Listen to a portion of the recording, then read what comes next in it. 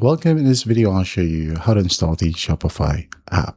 If you want to try Shopify, you can use the link in the description or pinned comment to get a free trial plus 3 months for only $1 per month. It's a great way to follow this tutorial and test Shopify without paying full price right away. Just click the link below and create your store from there. But as you can see here, we don't have the application for our computer, but we do have the option to download it on our mobile devices. So first up, on your mobile device, you could go ahead and scan this QR code.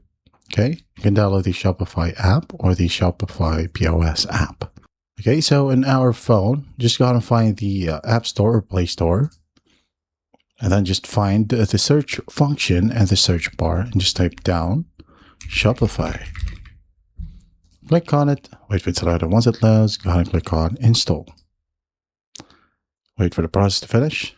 And then once done, just click on Open and just log in with your Shopify account. All right, and there you have it. That's how easy it is to install the Shopify app. I hope this video helps, and I'll see you in the next one.